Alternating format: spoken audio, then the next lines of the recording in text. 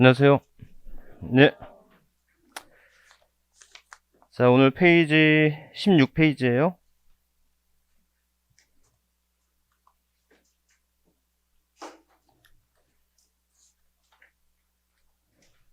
자, 부교재 16페이지예요. 자, 우리 먼저 취득세부터 한번 공부하도록 할게요.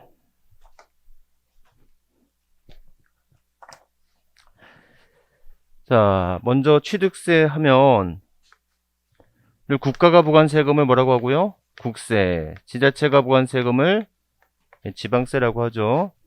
여러분들 지방세는 다시 특별시, 광역시에서 부과한 세금이 있고 도 단위에서 부과한 세금이 있을 수 있죠. 그래서 특광시세와 구세로 나눌 수 있고, 도에서 부과한 세금은 도세와 뭘로 구분할 수 있다? 시군세로 구분할 수 있었죠. 자, 그랬을 때 우리가 지금 배우고자 하는 취득세 과세권자는 뭐예요? 특별시, 광역시, 도세가 된다. 그죠? 자, 우리가 다음 주에 배우겠지만 등록면허세는 어떻게 되죠? 등록면허세는 특별시, 광역시 내에서 부과할 때는 구세, 도에서 부과할 때는 도세. 아셨죠? 여러분들 이게 가장 큰 특징이었다. 시군세가 아니에요. 자, 이 입에서 또 다음 주에 배우겠지만 재산세는 과세권자가 누구예요? 시군 구세가 되겠다. 그래서 광역자치단체장이 부과한 세금, 기초자치단체장이 부과한 세금, 이거 기억했었죠? 네. 자, 그랬을 때 좀 더 나가서 여러분들 취득세는 어떤 특징을 갖고 있냐면 취득세는 실질과세 원칙이에요. 자, 근데 우리가 다음 주에 배울 등록면허세는 무슨 주의다? 예, 형식주의. 재산세 역시 실질과세 원칙이에요. 그치? 이렇게. 자, 이에서 취득세는 무슨 제도가 있죠? 면세점이라고 해서 취득가액이 50만원 이하일 땐 취득세를 부과하지 않는다죠. 면세점 제도가 있었고, 입에서 등록면허세는 반대로 최저세액 제도가 있어서 세액이 6,000원 미만이면 6,000원으로 한다죠. 이렇게. 그 다음에 재산세에서는 소액징수 면제라는 제도가 있어서 세액이 2,000원 미만일 때는 징수하지 않는다죠. 이렇게. 그래서 여러분들 자, 지방세 어떤 특징들 먼저 기억하시면 되겠습니다. 아셨죠? 이렇게. 그래서 뭐 나머지 특징들이 있다. 이렇게 뭐 기억하시면 되겠습니다. 나머지 것들은 굳이 기억하지 않으셔도 되겠고요. 자, 그러면 한번 가볼까요? 여러분들, 자.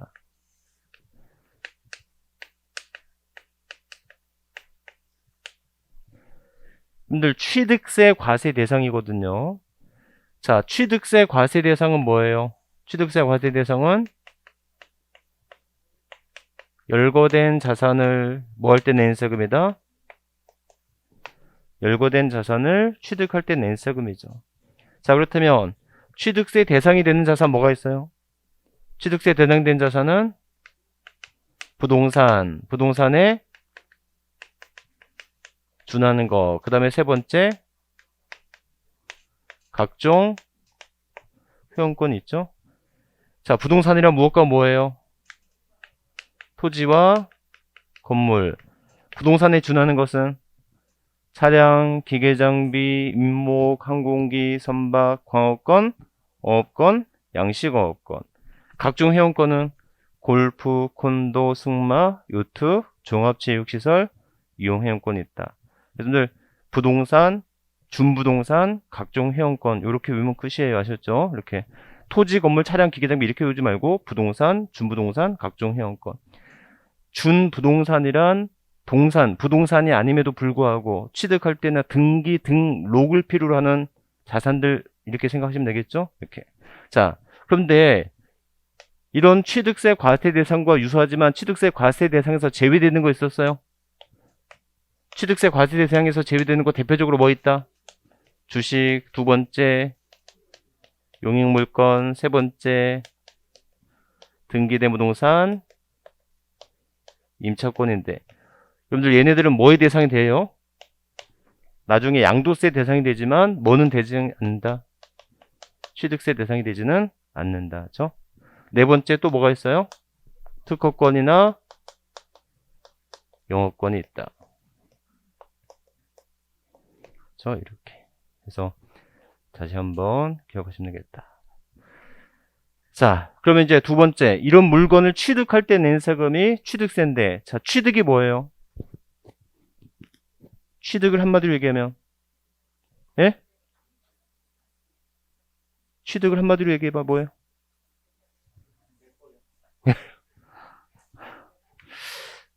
아직도 이렇게 저렴해. 취득이란 뭐냐면 권리 변동이라 했잖아요. 네. 그래서 권리 변동. 그래서 여러분들 우리가 민법에서 말하는 취득을 우리는 지방세법에서는 무슨 취득이라 한다? 실질 취득이라 하잖아요. 그래서 실질 취득은 뭐가 있어요? 권리 변동이 수반되는 취득이에요. 그럼 민법에 의한 취득이야. 여러분 민법에서 배웠던 취득. 민법에서 배웠던 취득은 어떻게 나타나요? 승계 취득, 원시 취득. 다만 세법에서 승계는 유상이냐, 무상이냐. 무상은 다시 상속이냐, 증여냐 이렇게 구분할 수 있잖아요. 그렇죠? 이렇게. 그래서 유상일 때는 몇 프로? 자, 원시 취득이 있다. 그 다음에 여러분들 지방세법에서는 특별히 민법에 의한 취득 이외에도 무슨 취득이 있을 수 있다? 간주 취득이 있을 수 있었잖아요. 그래서 간주 취득 뭐가 있어요? 토지의 무슨 변경, 지목 변경, 차량 등의 종류 변경, 건축물의 개수, 가점주주의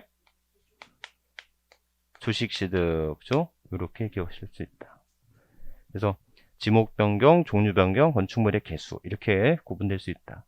자, 그런데 우리 세법에서 취득을 구분하는 가장 큰 이유는 무엇의 차이였다? 세율죠. 그래서 여러분들 진짜 지금까지 세율 안 외우고 계신 분들은 진짜 징한 겁니다. 그죠?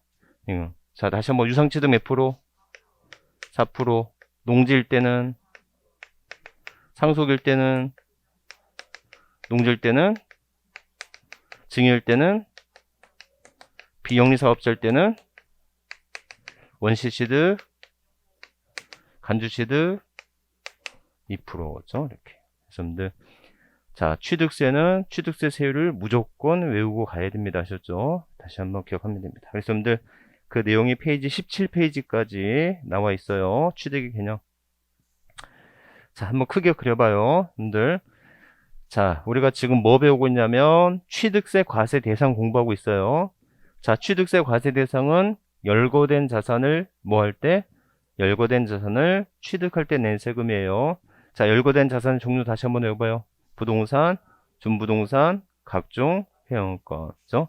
제외되는 거 주식, 용익물권, 등기된 부동산 임차권, 특허권, 영업권. 그죠? 이렇게 제외된다. 자, 이 입에서 취득의 개념은 자, 민법에서 의한 취득은 권리 변동이에요. 아셨죠? 근데 우리 세법에서 말하는 취득은 뭐가 된다? 그런 민법에 의한 취득 말고도 간주 취득이 있을 수 있다는 거죠. 그래서 뭐 있어요? 실질 취득은 승계, 원시, 유상, 무상을 불문한 일체의 취득이 있고, 간주 취득 네 가지. 토지의 지목 변경, 차량의 종류 변경, 건축물의 개수, 과점주주의 주식 취득 등이 있다. 아셨죠? 이렇게. 여러분들 다시 한번 세율 한번 외우시고, 자, 그래서 자, 부교재 17페이지 보시면 자, 첫 번째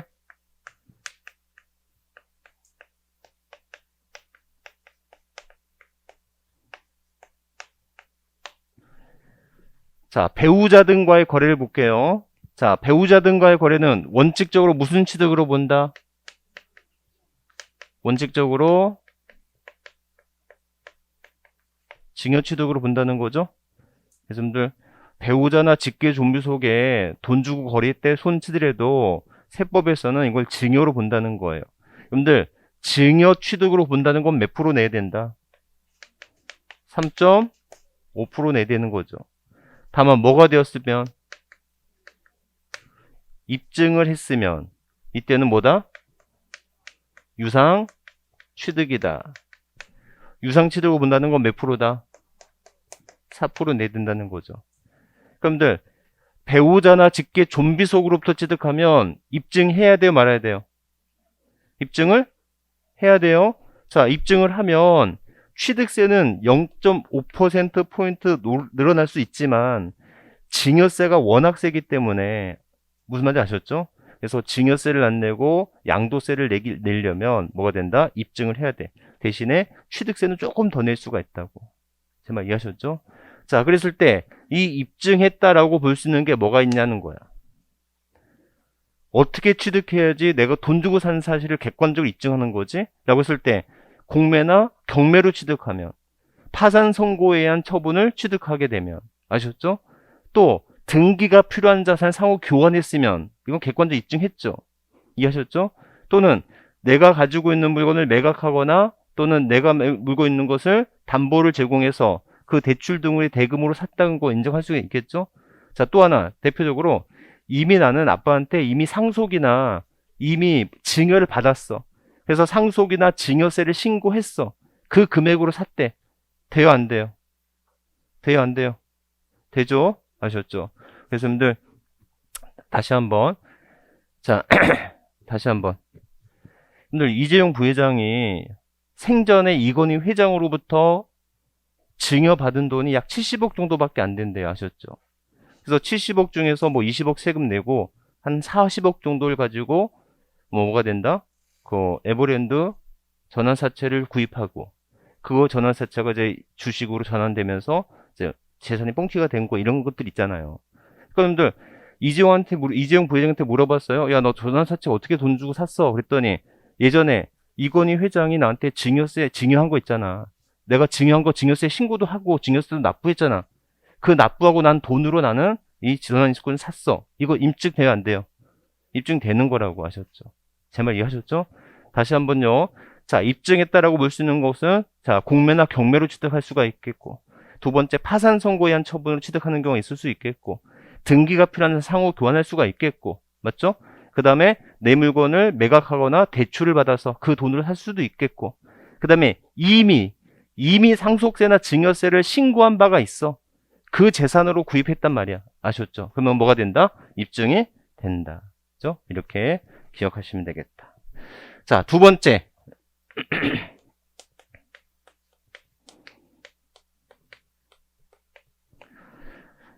자, 부담부 증여예요. 자, 부담부 증여. 만약에 갑이요, 을에게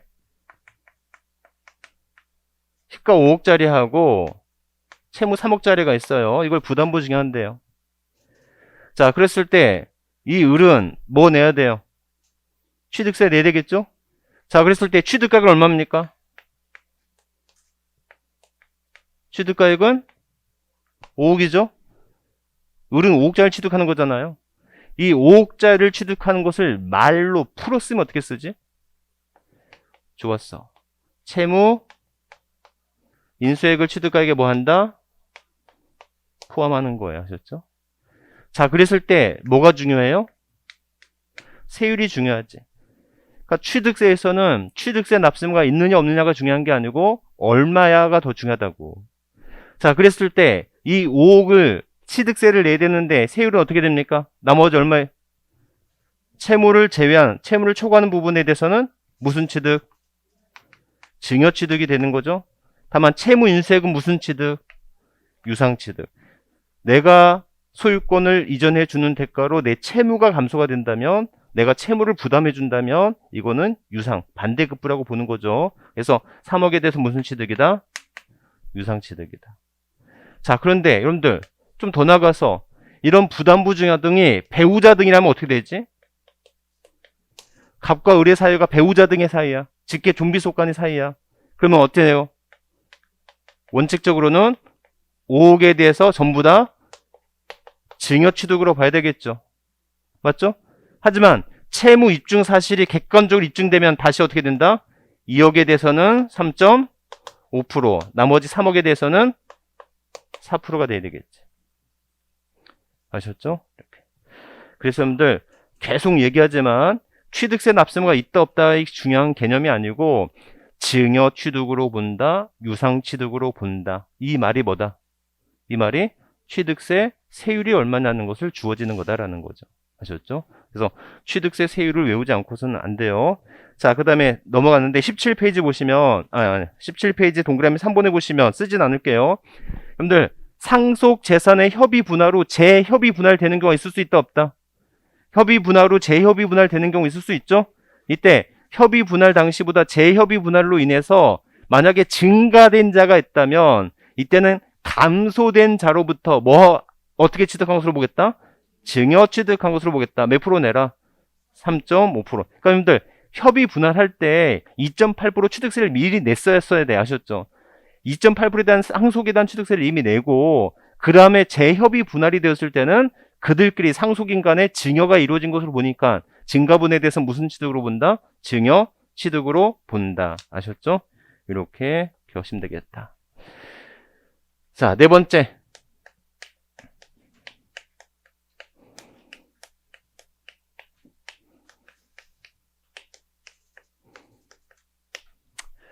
여러분들 여기서 과점주주란 몇 퍼센트예요? 누구 포함해서? 특수관계인 포함해서 몇 프로 초과한다? 50% 초과한자를 말하고요. 이 특수인간 안에는 연대납세이 있다 없다? 있다. 아셨죠? 이렇게. 자, 그렇게 먼저 기억하시면 되겠고, 자, 그러면 사례 1번 보실래요? 부교재 18페이지 들어갑니다. 자, 만약에 사례 1번 설립시에 몇 프로예요? 40%죠. 과점 주주예요? 아니에요? 아니죠. 그리고 그 이후에 20%를 추가 취득했죠.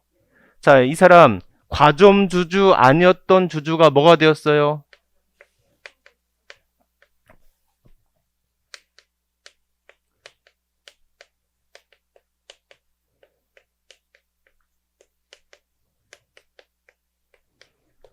최초로 과점주가 되었죠.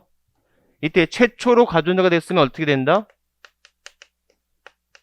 지분 비율 모두입니다. 최초로 과점주가 되었다면 지분 비율 모두를 취득한 것으로 보겠죠. 그죠? 이렇게. 두 번째, 사례 2번 가볼까요? 사례 2번 가보면 설립시 몇 프로예요? 60%죠. 과점주주예요? 아니에요? 과점주주 맞죠? 하지만 간주취득 적용한다 안 한다? 안 한다. 그래서 왜요? 설립시는 뭐 한다고요? 제외한다고요. 그렇죠? 설립시는 제외한다고요. 자, 그리고 나서 몇 프로 더 취득했습니까? 사례 2번에서 10% 더 취득해서 60%였던 자가 지금 70%가 되었죠. 그럼 이 사람 이미 과점주주였죠. 그러면 이미 과점주였던 자가 이미 과점주주인 자가 비율이 뭐가 되었다면? 증가되었다면 이때는 어떻게 해야 돼요? 증가된 비율만큼 적용하는 거죠. 네 번째. 자, 사례 3번 가서 자, 이제 70%였던 과점주주가 30%를 팔았죠. 그래서 지금 40%가 되었지 않습니까? 그러면 과점주주였던 주주가 과점주가 아닌 자가 되었는데 그 위에 다시 과점주가 되었죠. 그래서 여러분들 4번에 보시면 뭐가 되었어요? 재차 과점주주가 되었죠. 재차 과점주가 되었으면 어떻게 된다 이때는? 70%였다가 40%였다가 다시 80%가 되었죠. 그럼 이때는 어떻게 된다? 언제보다? 종전보다 증가된 비율만큼이죠. 그러니까 몇 프로만큼? 10%만큼. 아셨죠? 이렇게. 그래서 그렇게 기억하시면 되겠고. 그죠? 자, 그 다음에 여러분들 19페이지 니을본 가볼래요? 자, 19페이지 니을본 가보시면 자, 과점주주 집단 내부 및 특수관계자 간의 주식거래가 발생하여 과점주주가 소유한 총 주식의 비율이 변동이 없다면 과점주주의 간주식세 납세는 있다 없다? 자, 다시 한번요. 자, 우리 한진의 조양호 회장이 돌아가시면서 조양호 회장의 지분이 원태, 현아, 현민한테 갔겠죠. 그러면 원태, 현아, 현민은 개인적인 상속 지분 비율이 늘어났지만 그 과점주주 집단 내부의 전체적 비율은 증가되지 않았다면 이때는 간주시득 적용한다 안 한다? 안 한다라는 거예요. 아셨죠? 이렇게 보시면 되겠고. 자, 그 다음에 여러분들 미음본 보세요. 미음본 보시면 과점주주의 납세 의무 성립 당시 당해 법인의 취득시가 도래되지 아니한 물건에 대해서는 과점주주에게 납세 의무가 없다. 자, 이게 무슨 말인가 하면 여러분들 여기서 주식을 취득해서 뭐가 되었대요? 과점주가 되었대요. 자, 그랬을 때 여기서 법인이 부동산을 취득했어요. 그러면 법인은 납세 의무가 있겠죠. 하지만 자, 과점주주는 간주취득 정한다 안 한다? 간주취득 정한다 안 한다? 한다. 아셨죠? 과점주주가 되고 나서 여기서 부동산을 취득했어. 법인이. 여기서 부동산을 취득했으면 이때는 과점주주로서 간주취득 적용한다 안 한다? 간주취득 적용하지 않는다는 거야. 이해하셨죠? 자, 마찬가지야. 여러분들 연부취득도 마찬가지거든요. 연부취득은 어떻게 해야 돼요? 취득 시기를 사실상의 연부금 지급일이 취득 시기잖아요. 아셨죠? 연부취득은 언제가 취득 시기다? 잔금을 지급한 때가 아니에요. 잔금을 지급한 때가 아니라 사실상의 연부금 지급일이 각각의 뭐가 된다? 취득 시기가 되는 거라고요. 이해하셨죠? 자, 그랬을 때 만약에 여기서 과점주주가 되었으면 이미 취득 시기가 도래한 것은 간주취득 적용한다 안 한다? 간주취득 적용한다. 아셨죠? 과점주주가 된 이후에 취득 시기가 도래하는 것은 간주취득 적용한다 안 한다? 이건 안 한다. 똑같잖아요. 과점주주가 되기 전에 취득에 대해서는 간주취득 적용하지만 과점주가 된 이후에 부동산 취득 시기가 도래하는 것은 간주취득 적용되지 않는 것이다. 똑같잖아요. 그렇죠? 과점주가 되기 전에 것은 간주취득 적용하죠. 과점주가 된 이후에서는 간주취득 적용되지 않는다. 이해하셨죠? 이렇게 기억하시면 되겠고. 자, 또 하나 여러분들 우리 부기주도 안 나오겠지만 여러분들 과점주가 되는 것은 다른 주수의 취득을 통해서 내가 과점주가 될 수 있는 것은 다른 주주의 주식을 취득함으로써 과점주가 될 수도 있겠죠.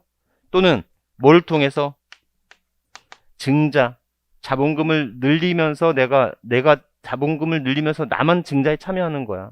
그렇죠? 또는 자본금을 주식을 소각하면서 내 주식만 소각을 안 해. 그래서 과점주가 될 수 있는 것은 취득을 하거나 증자를 하거나 감자를 통해서 과점주가 될 수 있다고 아셨죠? 그랬을 때 간주취득은 누구한테만 적용하는 거다? 간주취득은 취득하거나 증자를 통해서만 간주취득을 적용하는 것이지 감자 등에 대해서는 간주취득 적용되지 않는다. 그렇죠? 여기까지만 좀 기억을 해주시면 되겠다. 아셨죠? 자, 여러분들 자, 다시 한번요. 눈 감고 한번 보세요. 자, 우리가 지금 30분 동안 뭘 했어? 30분 동안 뭘 했어요? 자, 뭐 했냐면 취득세 과세 대상이라는 걸 공부했어요. 자, 볼게요. 자, 취득세 과세 대상은 열거된 자산을 취득할 때 낸 세금이에요. 열거된 자산은 부동산, 부동산에 준하는 것, 각종 회원권. 부동산이란 토지와 건물, 부동산에 준하는 것은 차량, 기계장비, 임목, 항공기, 선박, 광업권, 어업권, 양식업권. 등기나 등록을 해야 될 물건들이라고 보면 돼요. 아셨죠? 그 다음에 각종 회원권, 골프, 콘도, 승마, 유토, 종합체육시설, 이용 회원권 등이 있다. 주식 안 돼요. 용익물권 안 돼요. 등기된 부동산 임차권 안 돼요. 특허권, 영어권 안 돼요. 아셨죠? 자, 그러면 이런 물건을 취득하는 방법에는 민법에 의한 취득과 민법에 의하지 않은 취득이 있을 수 있어요.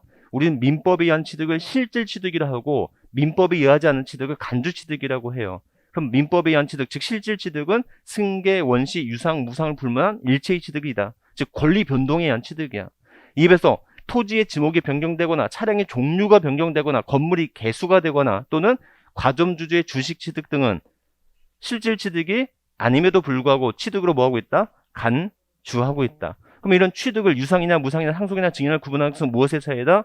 세율. 다시 한번 외워봐요. 유상취득 4%, 농지일 때는 3%, 상속일 때는 2.8, 농지일 때는 2.3, 증여일 때는 3.5, 비영리 2.8, 원시취득 2.8, 간주취득 2%죠. 이렇게. 자, 그래서 자 정리를 다시 한번 해보면 배우자나 직계 좀비 속으로부터 취득하면 이때는 증여 취득으로 봐요. 그래서 3.5%야.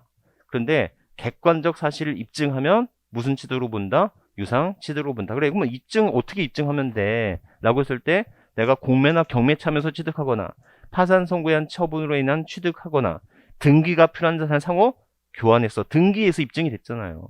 그 다음에 내 재산을 매각하거나 대출을 통해서 취득하는 경우가 있을 수 있고 이미 나는 상속세나 증여세를 신고한 바 있어.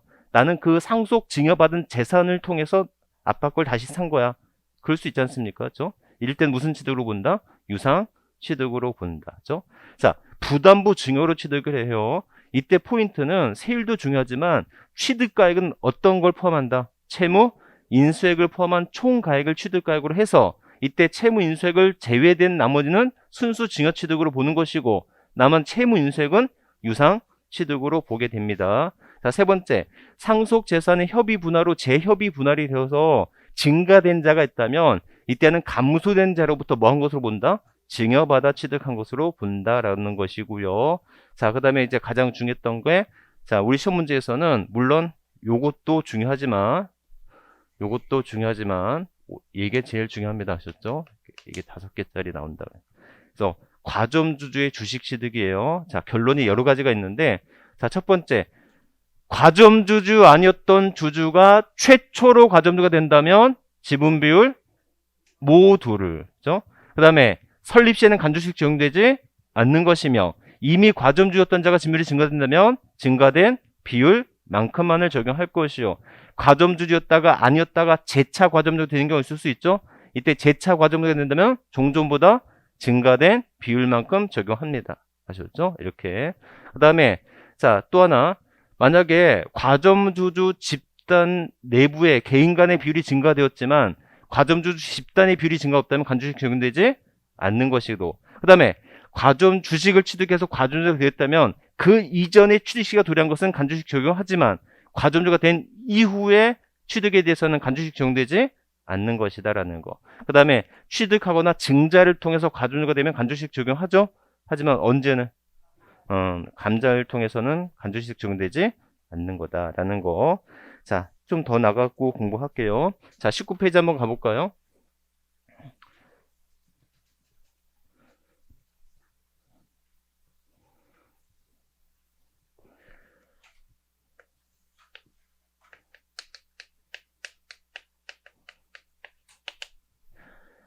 자, 취득세 납세무자예요. 자, 취득세 납세무자는 크게 무슨 취득의 납세무자와 실질 취득에 대한 납세무자와 간주 취득에 대한 납세무자를 구분할 수 있죠. 그래서 실질 취득에 대한 납세무자와 간주 취득에 대한 납세무자. 자, 실질 취득에 대한 납세무자 누가 지면 돼요?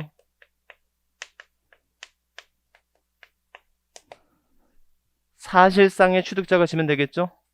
근데 여기서 사실상의 취득자란 뭐에 관계없이 등기 등록에 관계없이 사실상 취득자가 지면 돼요.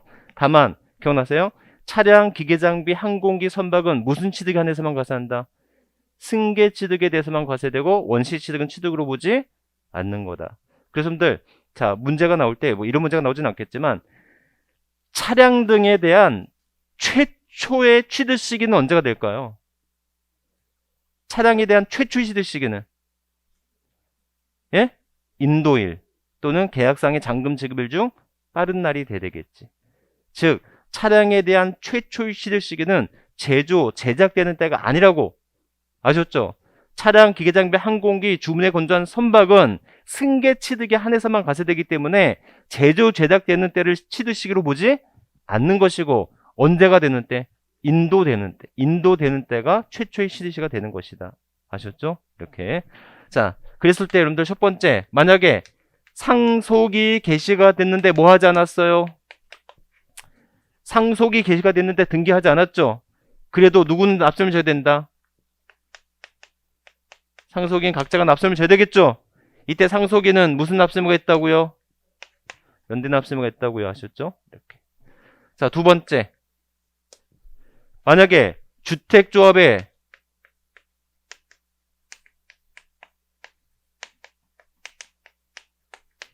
주택조합의 조합원이 져야 되는 경우가 있을 수 있겠죠? 자, 그래서 여러분들 다시 한번요. 조합원으로부터 토지 등을 출자를 받아서 조합이 이제 아파트를 신축을 해요. 근데 이 아파트 신축이 조합원용에 해당된다면 처음부터 조합원이 취득한 것으로 보겠다는 거야. 맞죠?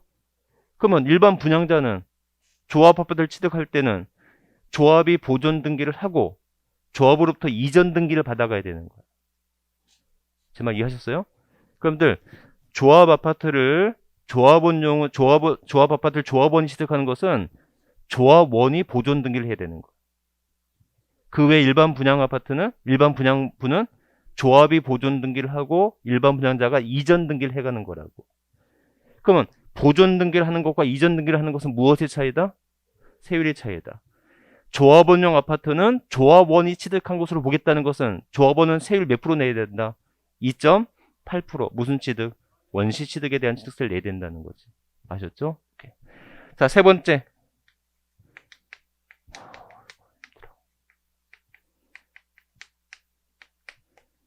시설 대여 물건이 있죠? 이게 국내 시설 대여 물건이라면 누가 져야 돼요? 시설 대여업자가 져야 되겠죠. 이게 누구의 것이라면? 외국인 소유의 시설 대여 물건이라면 수입업자가 져야 되겠죠. 자, 네 번째. 지입 차량에 대해서 누가 져야 돼요? 지입 차량에 대해서는 사실상 차주가 져야 되는 것이다. 그렇죠? 이렇게 얘기하시면 되겠고. 자, 간주 취득. 지목 변경이나 종류 변경일 때 누가 지면 돼요? 변경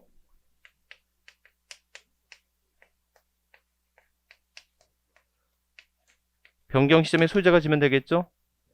자, 만약에 건축물의 개수와 관련돼서 주체 구조부 취득자 외의자 가설을 했어요. 그럼 누가 납세를 진다? 주체 구조부 취득자가 함께 취득한 것으로 보죠? 이때 주체 구조부 취득자란 임차인이에요? 집주인이에요? 건물주인을 말하는 거죠. 이때 건물주인과 임차인은 연대납세 의무 있다 없다? 연대납세 의무 없습니다. 아셨죠? 이렇게.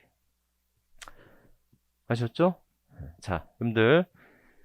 자, 우리가 40분 동안 뭐 했냐면 취득세 과세 대상, 취득세 납세 의무자 이렇게 공부를 한 거예요. 아셨죠? 여러분들 만약에 여유가 된다면 집에 가서 취득세 과세 대상을 백지 테스트를 한번 하는 거야. 아셨죠? 그러니까 여러분들이 그냥 써봐.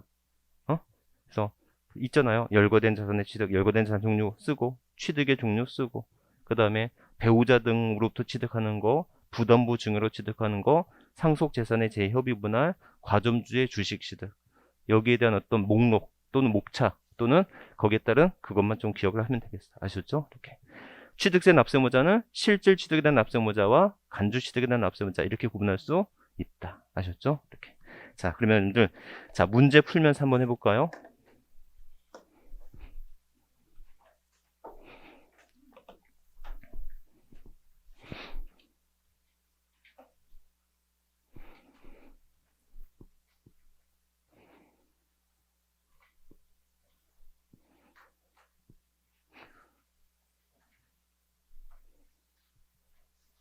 됐나?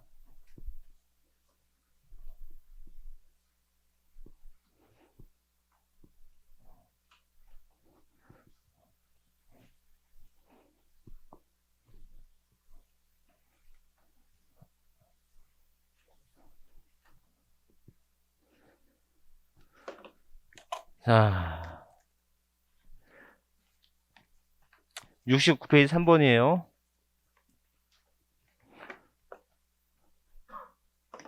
근데 제가 이거 하신 거 봤죠? 이거 순서대로 할 거예요. 자, 69페이지 3번 보시면, 자, 과점주주의 주식 취득, 간주 취득에 대한 취득세 납세의무를 설명한 것으로 틀린 것이에요. 과점주주라 함은 주주 또는 유한 책임사원 1명과 특수관계 있는 자의 소유주식 합계액 또는 추식동 출자총액의 100분의 50을 뭐한 자를 말한다? 초과하는 자를 말한다. 맞죠? 두 번째, 과점주주들은 취득세 납세의무에 대해 연대 납세의무가 있다. 그렇죠? 자, 세 번째, 법인 설립 시에 발행하는 주식 또는 지분을 취득함으로써 과점주가 된 경우에도 취득세 납세의무를 부담한다. 아니죠? 학생들, 우리 시험에서는 정말 자주 나왔어. 언제는 제외된다고요?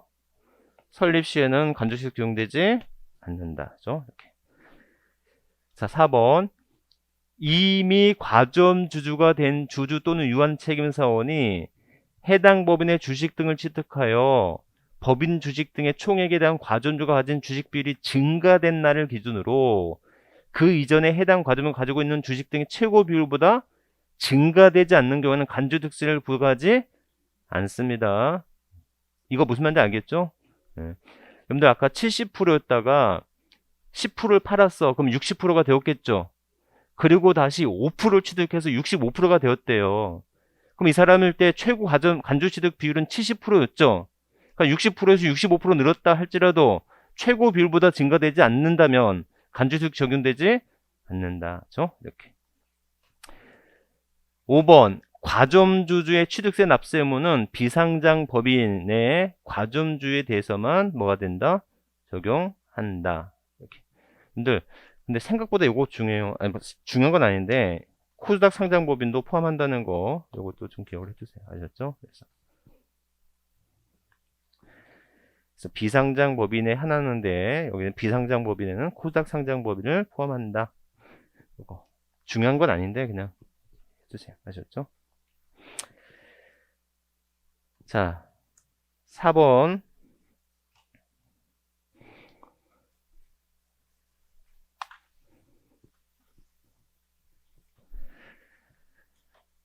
지방세법상 과점주주의 간주 취득세가 과세되는 경우가 아닌 것은 모두 몇 개인가?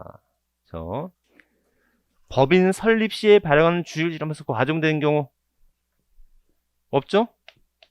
자, 니은번. 과점주주가 아닌 주주가 다른 주주로부터 주식을 취득함으로써 최초로 과점주가 됐대요. 간주취득 적용한다. 이때 얼마만큼? 지분 비율 모두를. 그렇죠? 자, 디귿번. 이미 과점주주가 된 주주가 해당 법인의 주식을 취득하여 해당 법인의 주식의 총액에 대한 과점주가 가진 주식의 비율이 증가되었다면 간주취득 적용한다, 안 한다? 한다. 그렇죠? 이렇게. 얼마만큼? 증가된 비율만큼. 아셨죠? 자, 니을번. 과점주주 집단 내부에서 주식이 이전되었으나 과점주주 집단에 소유한 총 주식의 비율이 변동이 없다면 간주취득 적용되지 않는다. 그렇죠? 이렇게 되겠죠?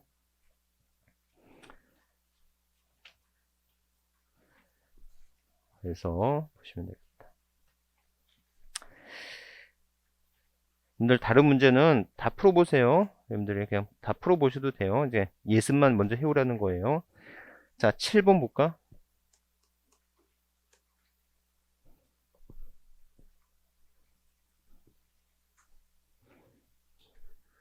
자, 지방세법상 취득세 과세될 수 있는 것으로만 묶인 것은 자, 보유의 토지의 지목이 전에서 대로 변경되어 가액이 증가했어요. 이거 간주취득 적용 합니다. 이때 세율은 몇 프로? 2%죠? 네. 간주 취득이니까. 여러분들 여기서 좀만 더 자세한다면 지목 변경 자체를 취득으로 간주하는 거 아니에요. 지목 변경으로 인해서 무엇을 증가했어요? 가액의 증가가 있을 때 이걸 간주 취득으로 보는 것이지 가치의 증가, 가액의 증가가 없는 지목 변경이나 종류 변경 간주 취득 적용되지 않는 거다. 그죠? 이렇게 보시면 되겠고. 자, 니은번.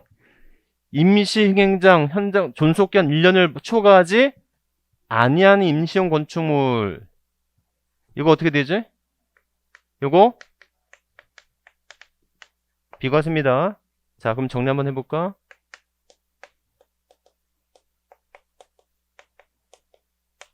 임시용 건축물은요 1년을 초과 안 했어요. 그럼 원칙은 뭐가 된다? 비과세죠? 하지만 뭐만큼은? 사치성 재산만큼은 뭐가 된다?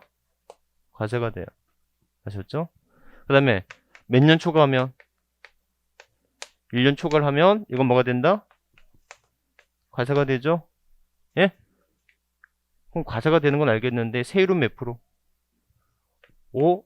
왜 2%지? 임시용 건축물이 간주취득이라고? 예? 그렇지.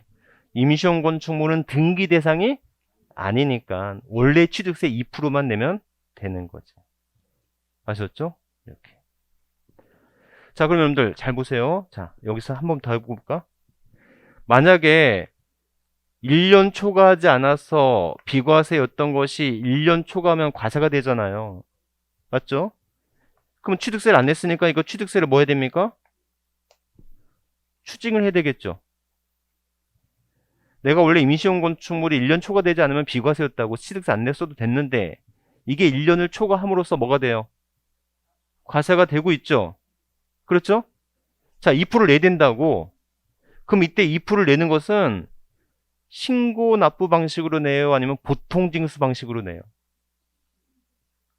응? 뭐죠? 뭐지? 신고 납부? 그래서 자, 있잖아요. 취득 후 또는 등기 후 중과세 대상이 되거나 비과세에서 과세가 되는 경우에는, 즉 추징 사유가 발생한 경우에는 사유 발생일로부터 60일 이내에 무슨 납부해라? 신고 납부해라. 그래서 사유 발생일로부터 며칠 이내? 60일 이내에 무슨 납부해라? 신고 납부를 해라라는 거죠. 아셨죠? 이것도 기억을 해두세요. 어찌됐건 얘는 비과세입니다. 자, 토지를 사실상 취득했지만 등기하지 않았어요. 납세무 있어요, 없어요? 납세무? 있죠? 취득세는 실질과세 원칙이니까 뭐에 관계없이, 등기 등록에 관계없이, 그죠? 이렇게. 공유수면을 매립한 간접 토지를 조성했어요. 납세무? 있죠. 몇 프로? 2.8%. 무슨 취득이니까? 원시 취득이니까. 그랬을 때 여러분들 이때 취득식이 언제인지 아세요? 바로 나오겠지만, 응? 그래, 거의 비슷하네. 공사, 준공, 인가를 취득식을 합니다. 좀 이따 또 나올 거예요. 아셨죠? 자.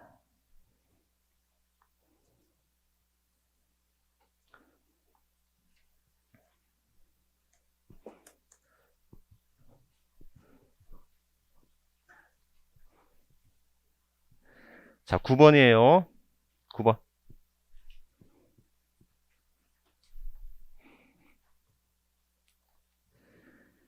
자, 지방세법상 취득세에 관한 설명으로 틀린 것은, 취득세는 원칙적으로 표준세율 구조이며 취득가액이 50만원 이하인 경우에는 취득세를 부과하지 않는다.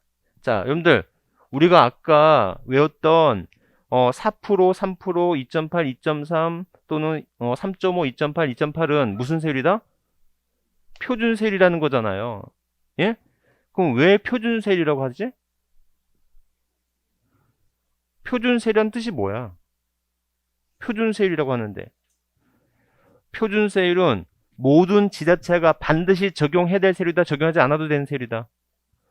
적용하지 않아도 되는 세율이야. 우리가 그렇게 4%, 3%, 2.8, 2.3 이렇게 외웠지만 이 세율이 모든 지자체가 반드시 따를 세금은 세율은 아니라는 거야. 왜냐면 취득세는 지방세이기 때문에 그 지자체의 경제 상황이나 또는 재정 상황에 따라서 세율을 달리 적용할 수 있어야 되겠죠. 그러니까 그런 세율을 무슨 세율을 한다? 표준 세율이라 한다. 아셨죠? 이렇게. 그래서 50만 원일 땐 부과하지 않는데 이런 제도를 우리는 뭐라고 해요? 면세점이라 하고요. 자, 두 번째. 차량, 기계, 장비, 항공기, 주물받아 건전 선박은 원시 취득이 하나의 납세 의무가 있다? X죠? 네. 다시 한번 정리요. 여러분들. 자, 만약에 토지나 건물 등은 원시 취득과 무슨 취득이 있어요? 승계 취득이 있죠? 자, 토지나 건물 등은 원시 취득 과세한다 안 한다? 한다. 승계 취득 과세해요 안 해요? 하죠. 하지만 단 4가지 물건 뭐 있어요? 차량, 기계 장비, 항공기, 선박은 원시 취득은 취득을 보지 않고 무슨 취득에 대해서만? 승계 취득에 대해서만 과세가 된다. 아셨죠? 이렇게 기억하시면 되겠고. 자, 상속과 증여등이나 무상취득의 경우에도 과세합니다. 맞죠? 자, 네 번째, 상속으로 한 취득세 과세 물고 취득한 자는 상속 개시를 속한 달의 말부터 6개월 주술 후에 있다면 9개월 이내 식세를 신고하고 납부해야 됩니다. 그죠?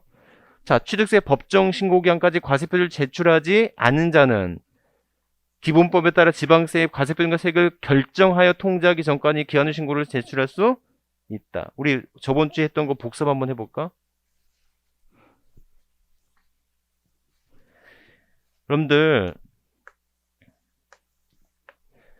취득세를 잘못 신고하거나 또는 신고서를 제출하지 않았을 때 자수하는 방법으로 뭐가 있었지? 수정신고나 기한 후 신고가 있었죠? 이때. 그러니까 수정신고는 누가 하는 거예요? 신고기한 내에 뭐 한 자? 이때는 무신고일 때 한 개 기한 후 신고가 되는 거죠. 자, 이때 수정신고 언제까지 하면 돼요?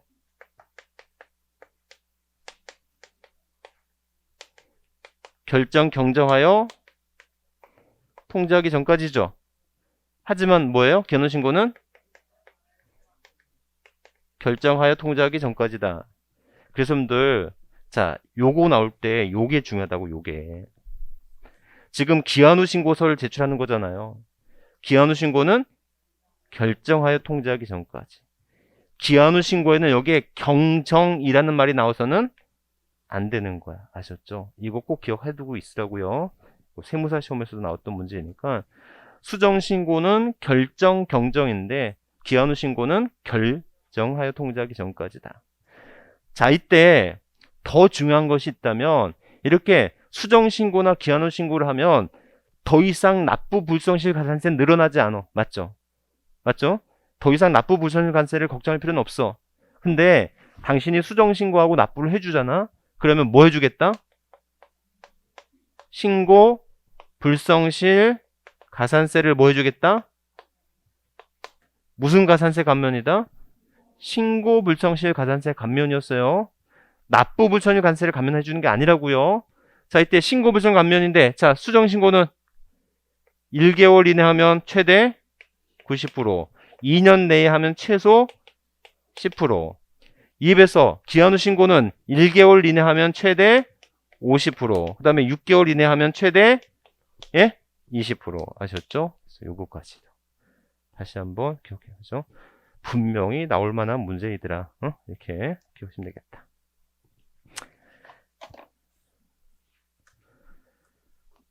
자, 10번 볼까요?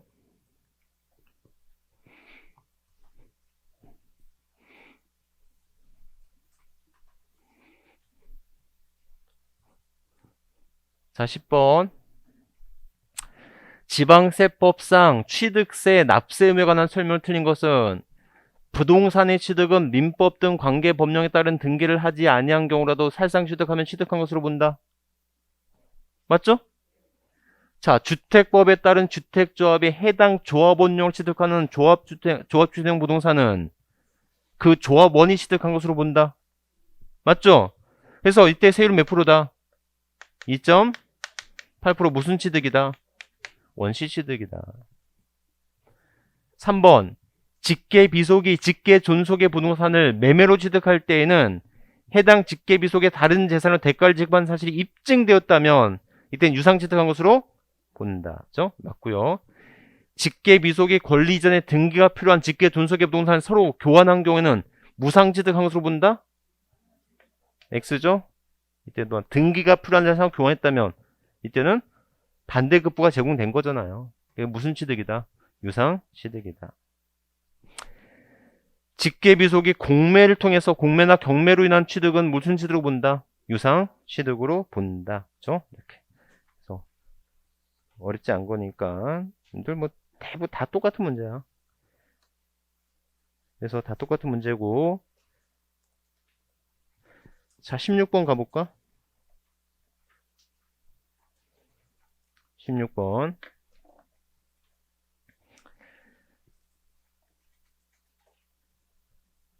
틀린 것은 자,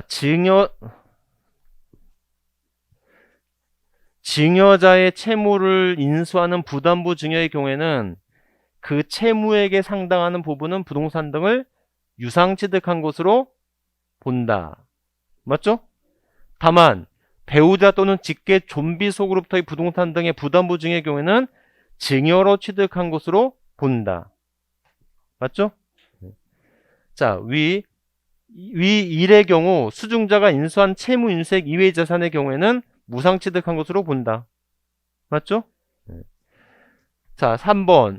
토지의 지목을 변경함으로써 가액이 증가할 경우에는 지목 변경 시점에 소유자를 납세무자로 본다. 맞아요? 네. 자, 네 번째. 공간 정보의 구축 및 관리 등에 관한 법률에 따른 대중 자, 관계법령에 따른 택지공사가 준공된 토지에 건물을 건축하면서 그 건물에 부수된 정원 또는 부속시설물 등을 조성 설치하는 경우에는 토지의 소유자가 취득한 것으로 본다? 예? 자, 그래서 여러분들 이거 한번 볼게요. 좀 이따 또 나오겠지만 적용공사비인데 여러분들 이 적용공사비를 보면 어디가 나와 있냐면 우리 잠깐만 어디 갔다 올까요, 여러분들? 페이지 25페이지. 부교재 25페이지 가봐요. 부교재 25페이지 가봐요. 여러분들, 이런 적용공사비는 취득가액에 포함해야 돼, 말해야 돼요? 취득가액에 포함해야 되죠? 자, 근데 이게 뭐가 중요하냐. 이런 적용공사비가 건물의 신축인지 그 외에 토지 조성에 관련된 것인지 아셨죠? 자, 이때 이게 건물의 신축에 관련된 것이라면 누가 납세를 져야 된다? 건축 주가 져야 된다. 아셨죠? 그러면 그 외에 토지 조성에 관련된 것이라면 토지 소유자가 져야 된다는 거예요. 이해하셨죠? 그런데 여러분들 제가 항상 강조하지만 취득세에서는 취득세 납세무가 있느냐 없느냐가 중요한 게 아니라 얼마냐가 더 중요하다고 그랬잖아요. 이때 건물의 신축에 관련된 것이라면 건축주가 져야 되는데 이때 건축주가 지는 취득세 세율은 몇 프로다? 2.8% 무슨 취득? 원시 취득. 하지만 그 외 토지 조성에 관련된 것이라면 몇 프로? 2%. 무슨 취득? 간주 취득으로 본다라는 거. 아셨죠?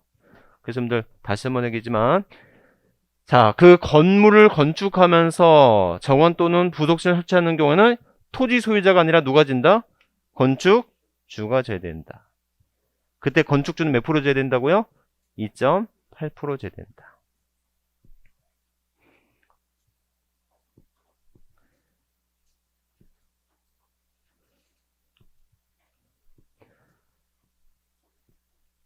자, 5번. 신탁재산의 위탁자 지위에 이전이 있는 경우에는 새로운 위탁자가 해당 신탁재산을 취득한 것으로 본다 이렇게 돼 있어요.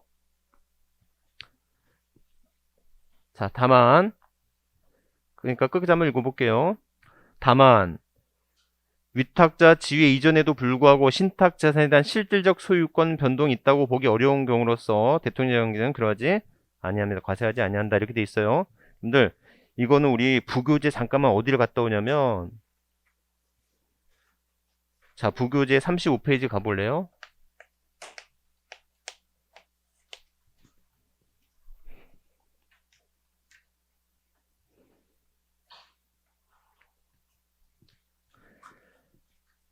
거기 신탁 재산의 취득 있죠?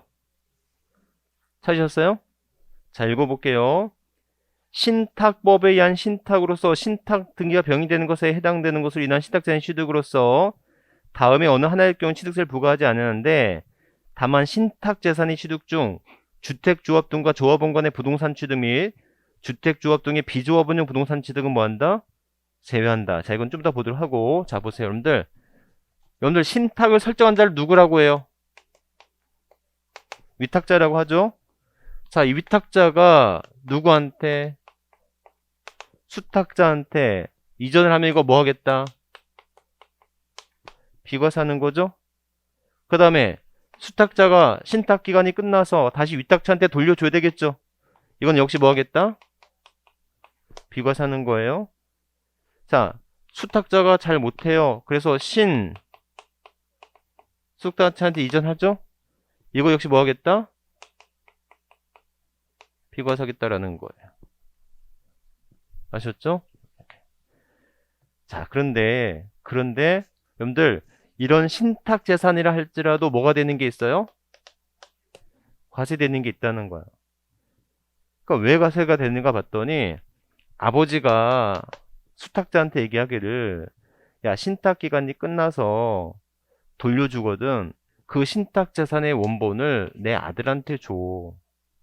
라고 한다면 이 아들은 위탁자 지위의 이전이 있지 않습니까? 이때는 이거 뭐한테 뭐 하겠다? 과세하겠다. 지금 이게 이거잖아. 그죠? 그래서 첫 번째 위탁자 지위에 이전이 있으면 이거 뭐 하겠다? 과세하는데 누구를 납세자로 본다? 새로운 위탁자를 보겠다라는 거예요. 아셨죠? 두 번째, 여러분들 좀 쉬었다가 다시 하겠지만 조합원과 조합의 신탁에 있어서만큼은 얘는 과세를 해야 될 경우가 있을 수 있다라는 거예요. 이해하셨죠? 이것 정도도 먼저 기억을 해주세요. 이건 좀 이따 바로 나올 거니까. 여러분들, 자, 지금까지가 납세 의무자, 취득세 과세 대상과 납세 의무자에 대한 문제였고, 나머지 것들은 여러분들 한번 풀어보셔도 돼요. 충분히 풀 수 있어요. 이게 좀 쉬었다가 할게요.